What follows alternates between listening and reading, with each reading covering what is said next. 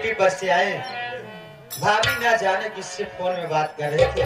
भैया छुप कर सारी बात सुन लिए और गुस्से में आकर भाभी माँ को घर से मार के भगा दिए। रागिनी, अगर मेरी बात पे ना विश्वास हो, उस वक्त तेरे फूफा वहाँ मौजूद थे, इनको सारी बात मालूम है, अपने फूफा से मालूम कर ले बेटी।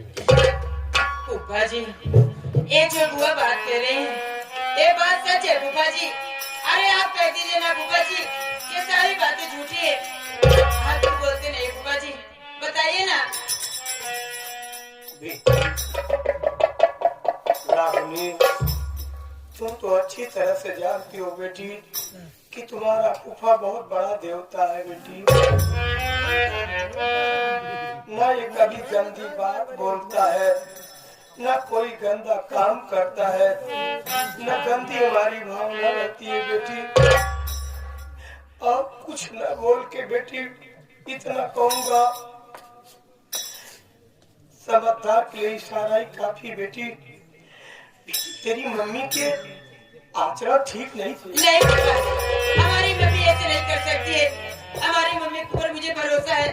तुमको तुम्हारी मम्मी के ऊपर भरोसा है, इस देवता पर भरोसा नहीं है जिसकी मिसाल देवी देवता भी करते हैं।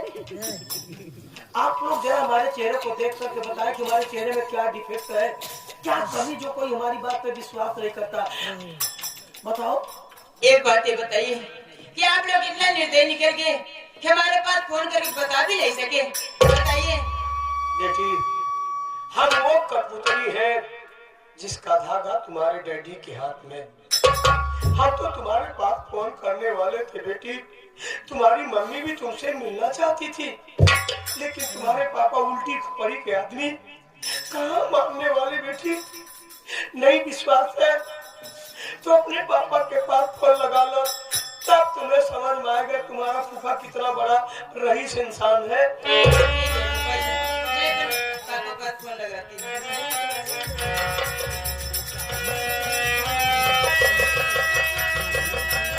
फूफा जी, पापा का फोन नहीं लग रहा है। फोन नहीं लग रहा? नहीं। अरे मोदी जी आया 28 दिन का महीना करा दी, जब सारा फोन नहीं लग रहा। फूफा जी, पापा कॉल आ गया। रिसीव करो। हेलो हेलो, हाँ मैं उनकी बेटी बोल रही हूँ। क्या? हाय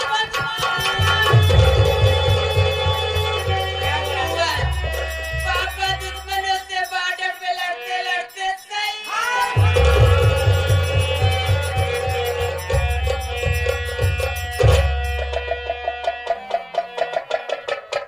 हाय भगवान, भैया शहीद हो गए। मैं बात करता हूँ साहब जी से।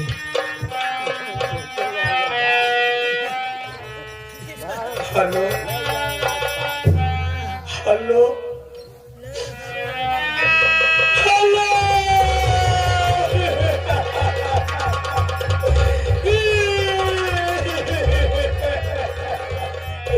हाँ साहब, हाँ मैं उनका जीजा ही बोल रहा हूँ साहब। हे साहब, ये हमारे भैया के साथ में कैसी घटना घटी?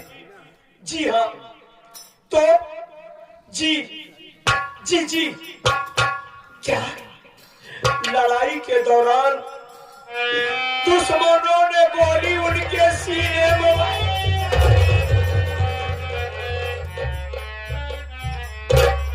हे साहब, इस घर का मैं सबसे बड़ा जिम्मेदार व्यक्ति हूँ साहब जी। आप उनकी डेड बॉडी, उनकी लाश मुझे कब दे रहे सर जी? जी जी यस। तो मतलब क्या कहा? लाश नदी में बह गई हो पाए?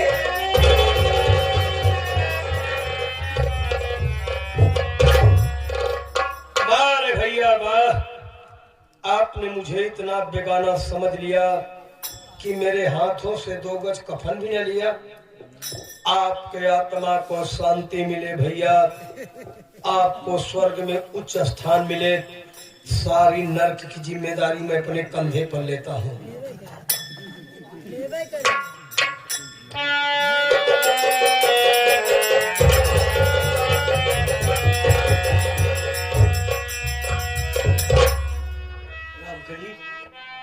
अरे जब तुम ही इस इस तरह से टूट जाओगी, रो रो के बेहाल हो जाओगी, तो सोचो बेटी को कौन संभालेगा?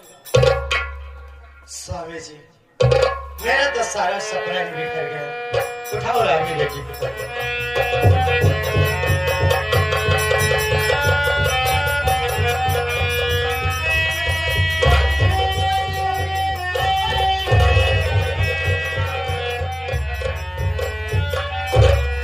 मत रो बेटी, क्या करोगी? वक्त से पहले नसीब से ज्यादा न इंसान को कभी मिला है और ना ही मिलेगा। तू चिंता मत कर बेटी, मैं हूं ना। रागिनी कुमार, क्या बात? सारी बातों को छोड़ते हुए सबसे पहले 5 लाख रुपए का प्रबंध करो, ताकि समय पर हॉस्पिटल में जमा हो जाए और विमल बेटे का इलाज हो सके। अगर विमल बेटे का इलाज सही समय पर ना हुआ, पैसा ना जमा हुआ, अगर विमल को कुछ हो गया तो रागिनी बेटी का क्या होगा? सही कह रहे हो स्वामी जी, अब सारी जिम्मेदारी थमनी आपके ऊपर आ चुकी है। अरे पागल, जिम्मेदारी निभाने के लिए जब ससुराल में पड़े, वरना हमारे घर नहीं क्या? स्वामी जी, भाभी माँ पहले ही घर छोड़ के चली गई थी, आज भैया भी शहीद हो गए। हे, भूतकाल भविष्यकाल के चक्कर में मत पड़ो, वर्तमान काल देखो। स्वामी बोलो, अगर मैं आपसे कुछ बात कहूँ नाराज तो नहीं होंगे आप? मैं और नाराज इस परिवार के लिए?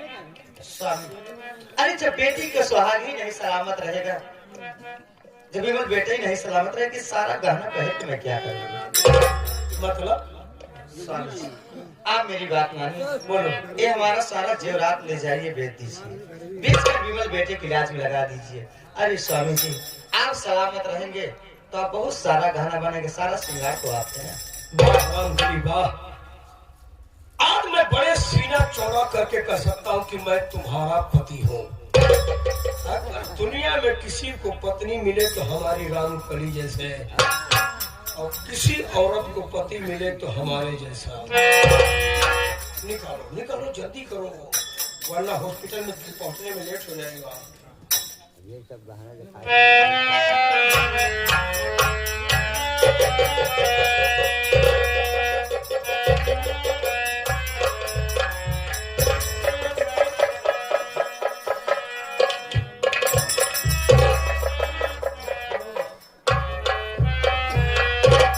निकालो जल्दी। ले जाइए, राम करी, बहुत जल्द जाइए। एक कहावत कही गई है हाँ, कि ओस चाटने से कभी किसी की प्यास नहीं बुझती। मैं आपकी बात नहीं समझ रहा। अगर किसी की बुझती है रामकली तो सर्प की। क्या कहना चाहते हैं? ये पूरा गहना बेचूंगा तो बड़ी मुश्किल से 35-40 हजार रुपये होगा। 35-40? हाँ, क्यों इतना महंगा सोना है? 35-40? जानता हूँ 1,27,000 प्रति 10 ग्राम है सोना। तब क्यों इतना सस्ता है बताओ? पूरा ओरिजिनल नहीं है। ओरिजिनल नहीं है तो लोकल पहरा के मुझे तुम्हारे लोकल की बात छोड़ो, अगर ओरिजिनल लाता था में कटोरा भी नहीं होता। आपके पिताजी मुझे दिखाए पे कंगन दिए थे, ये भी लोकल है। पिताजी हमारे जब तक 100 झूठ न बोले तब तक उनका दाना नहीं जमा होता। परिवार में झूठ बोलेगा। परिवार में बात छोड़ा रामकली, हमारे गांव चली जाए तुम्हारा पूरा गाँव ने झूठा है। अब क्या होगा, कहाँ से पैसा का बंदोबस्त होगा? रागिनी बेटी से पूछो। पूछ लीजिए। रागिनी बेटी, तुम्हारे ससुराल में तुम्हारी सासू माँ का गहना होगा, तुम्हारी ननद का गहना होगा, ले आओ, बुरे दिन पे सब ले आओ। फूफा जी, जब मेरे ससुराल में कोई नहीं है तो मैं गाना कहाँ से ला के दूंगी? स्वामी जी बोलो, आप तो कहते हो आपके दोस्त सब बिजनेसमैन, किसी दोस्त से बात करके रागिनी बेटी को पैसा दिलवाई। रामकली, यही तुम नहीं जानती हो, जब इंसान का बुरा वक्त आ जाता है साथियों, तो इंसान ऊंट पे बैठा रहे ना, जब भी कुत्ता साला उठा के काट लेता है। जब बुरा वक्त आ जाता है यार, नात रिश्तेदार गांव देश वाले सब कतराने लगते हैं भैया। फूफा जी, मैं आपसे एक बात कहूँ। बोलो बेटी। ये बताइए, हाँ? माँ बाप के मर जाने के बाद प्रॉपर्टी मालिक कौन होते हैं? माँ बाप के मर जाने के बाद प्रॉपर्टी मालिक बेटा और बेटी होते हैं। मैं आपसे कहना चाहती हूँ, बोलो। हमारे पापा भी नहीं है, नहीं है? हमारी मम्मी नहीं है, हाँ? तो प्रॉपर्टी मालिक मैं हो चुकी ना। आप मुझे कहीं से बेचकर आप मुझे पैसा दिलवाइए ना। बेटी, पढ़ाई तो तुमने खूब किया, लेकिन समझदारी वाली डिग्री लेना भूल गई थी। जितनी भी बात बोलूंगा साथियों परफेक्ट बोलूंगा, झूठ बोलूं तो गलत, जूता फेंक फेंक करके मारना मुझे। माँ बाप के मरने, हाँ बिल्कुल नहीं ले यार, कहता ही है, लेकिन जब सही रहे तो जिम मारे। माँ बाप के मरने के बाद प्रॉपर्टी मालिक कौन होता है? बेटा बेटी होते ना। लेकिन सबका नियम उसूल बना है, जब तक लेखपाल द्वारा मिलकर के लिखा पड़ी वसीयतनामा नहीं हो जाता तब तक बेटा बेटी के नाम जमीन जायदाद नहीं आती है। जब तुम्हारे पास प्रेजेंट टाइम में नाम है नहीं तो अभी रजिस्ट्री कैसे करा सकोगे? लेकिन चिंता मत करो बेटी, राजस्व विभाग के कर्मचारियों तुम्हारी बहुत बड़ी पकड़ है, पैसे के दम पे हफ्ते 2 हफ्ते तुम्हारे नाम करवा दूंगा। लेकिन प्रेजेंट टाइम में पैसा, हफ्ते 2 हफ्ते की बात कर रहे हैं, विमल बेटी की कैसी जरूरत है? उसको आईसीयू में रखा गया है। हाँ, बहुत कहीं से इंतजाम करिए बस। एक मिनट रुक जाओ। एक हमारा दोस्त है जो पर्सनल हमारे व्यवहार के 10-20 लाख दे रहा है। क्यों लेट कर रहे हो? विवाह के जाइए, रानी बेटी को पैसा दिलवाइए। ठीक है। और हॉस्पिटल चले जाना रानी बेटी।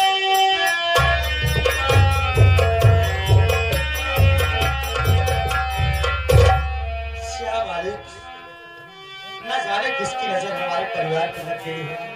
शिव परमेश्वर, मैं आपसे हाथ जोड़ के प्रार्थना करती हूँ, मेरी बेटी के सुहाग को सलामत रखना, मेरे विमल बेटी को सलामत रखना मेरे मालिक।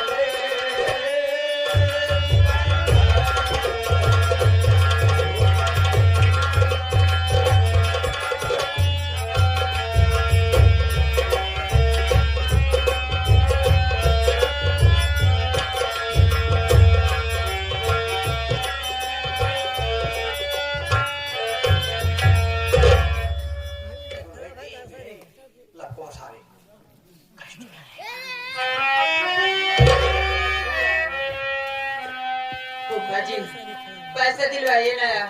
पैसा चाहिए? SBI बैंक सामने। अंकल जी से उनको बैंक ही समझो। अंकल जी,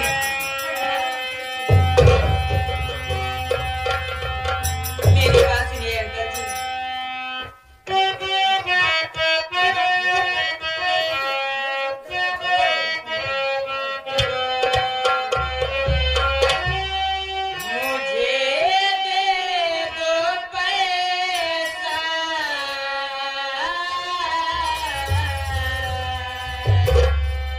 मुझे दे दो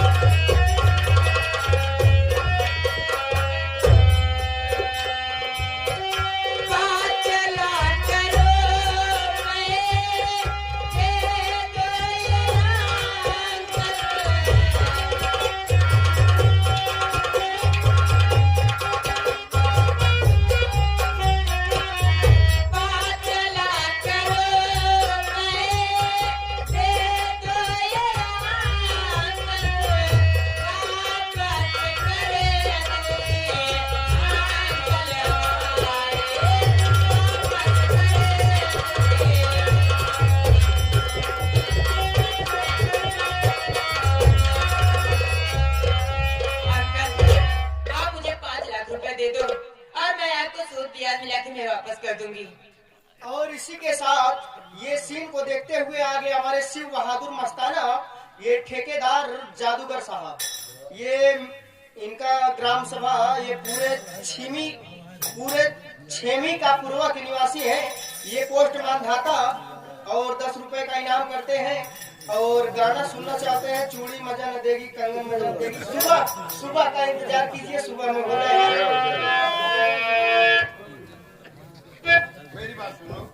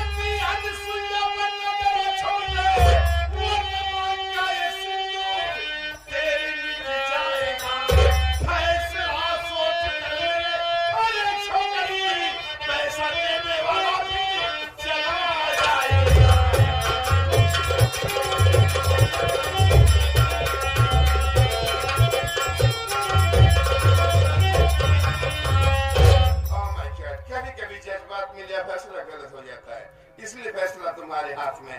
पैसा मांगता है तो हाँ बोलो, नहीं तो नहीं चाहिए तुम्हारा पैसा, चल यहाँ से। फूफा जी जहाँ जाते वहाँ जाते, सोने से फुर्सत नहीं पाते हैं। फूफा जी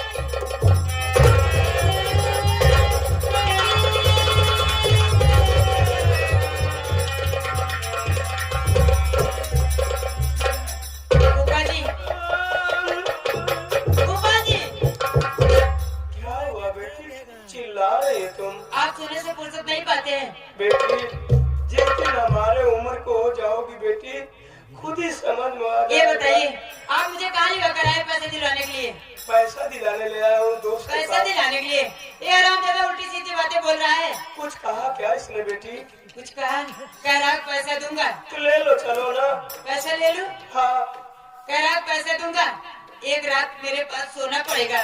फूफा जी मैं एक बर्तन आ रहा हूँ, मैं कोई पैसा नहीं, मुझे पैसा नहीं चाहिए। चलिए मुझे यहाँ से लाकर।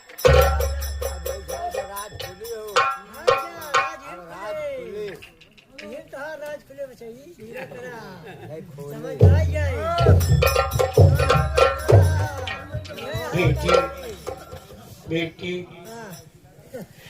जल्दी और जज्बात मिली हुआ निर्णय बेटी कभी कभी गलत साबित हो जाता है, और हर वक्त फैसला यहीं से सोच के नहीं लेना चाहिए बेटी। कभी कभी दिल दिमाग दोनों का इस्तेमाल करना चाहिए। सोच बेटी सोच। बेटी